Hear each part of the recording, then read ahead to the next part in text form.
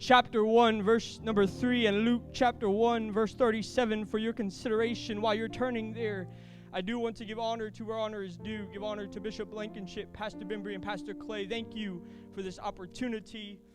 Giving honor to the ministerial and pastoral staff of this church. Giving honor to all of you guys for showing up this morning. And man, it looks good on a Sunday morning. Amen. It almost looks a bit different than Sunday night. If you don't know the difference, I encourage you to show up. Amen. That is free advertisement. Free advertisement. Whoever needed that. Amen. Give honor to my fiance as well. John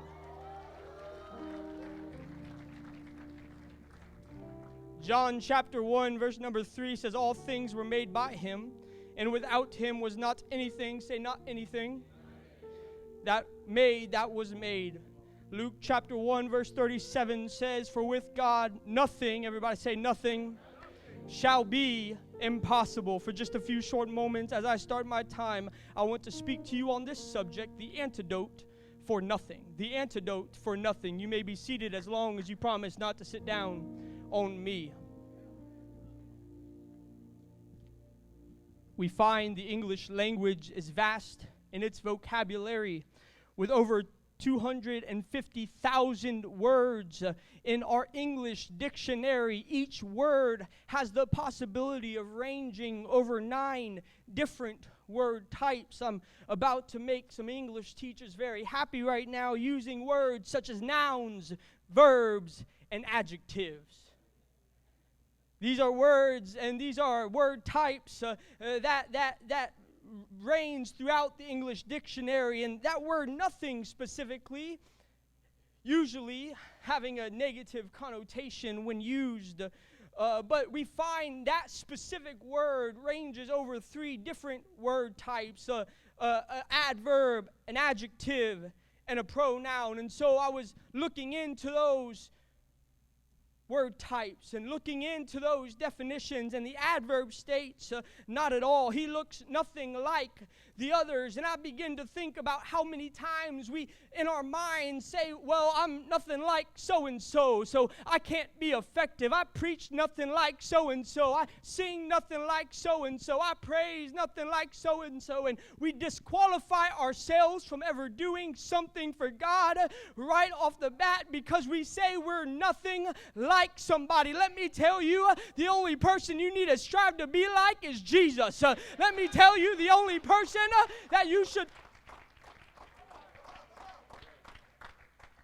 And so we disqualify ourselves with the adverb of nothing. The adjective of nothing and the pronoun work side by side, saying having no prospect of progress, no value, not anything, no single thing. And oftentimes we correlate and we result our situations and circumstances to nothing. We say, well, nothing's happening in my situation. Nothing's happening in my finances. Nothing's happening in my relationship issues. Let me tell you, if God is in the midst of your situation, nothing is impossible. It's impossible to have the result of nothing when you have God in your life. It's impossible for you to see no progress when Jesus is in the midst of it. The pronoun states not anything. We describe our own selves as nothing. And so we sit there on a pew very, very distraught and very, very discouraged. Let me tell you that if God saw you as nothing, he would have never said you are more than a conqueror. If God saw you as nothing, he would have never said you're a holy nation, a peculiar people, a chosen generation. If God saw you as nothing, then he would have never took his time to make nothing into something.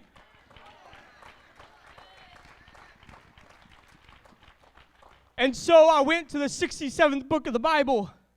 Don't turn there, there's only 66. Sometimes I feel like we associate with this book more than we do the other 66, but Google says when you feel like nothing, you should do 2 things. For those politically correct people, there's 4 things, but the other 2 correlated with this one thing. The first thing Google says to do when you feel like nothing is to talk it out. And I'm reminded of an old song, and it goes, now let us have a little talk with Jesus. Let us tell him all about our troubles. He will hear our faintest cry, and he will answer by and by. When you feel a little prayer wheel turning, you will know a little fire is burning. And just a little talk with Jesus makes it right. My friend, I'm here to encourage you that prayer still works. Talking to God still works. Oh, come on, you feel like nothing? When's the last time you prayed? And let God tell you how he sees you. If you feel like nothing, when's the last time you...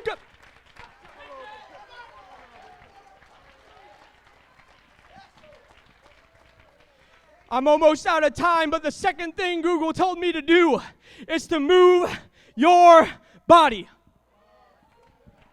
Maybe you feel like nothing because all you do when you come to church is sit there like a bump on the log. But I don't know about you, but when I begin to speak and talk out everything that God's done for me, I can't help but to shout. I can't help but to dance. I can't help but to run. I can't help but to...